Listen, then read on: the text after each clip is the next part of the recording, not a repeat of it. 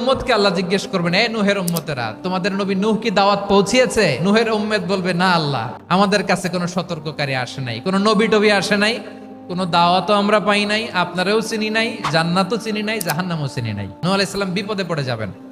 তখন আল্লাহ বলবেন, নূহ তুমি বললা পৌঁছিয়েছো, তোমার উম্মত বলে কিছু পায় নাই। নূহ তোমার কি কোনো সাক্ষী আছে?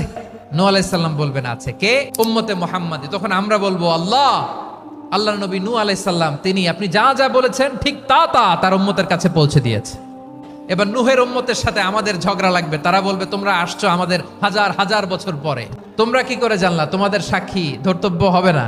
আমরা বলবো, আমাদের কোরআনে তোমাদের নবীর কথা আল্লাহ আমাদেরকে জানিয়েছেন, দিন রাত এক করে তোমাদের কাছে তিনি দাওয়াত পৌঁছেছেন। তোমরা কানের মধ্যে হাত দিয়ে রাখতা, চেহারাটা কাপড় দিয়ে ঢেকে রাখতা, আল্লাহর নবী নূহকে পিটিয়ে ছালা দিয়ে পেঁচিয়ে তোমরা পাহাড়ে রেখে আসতা, সব আমরা জানি।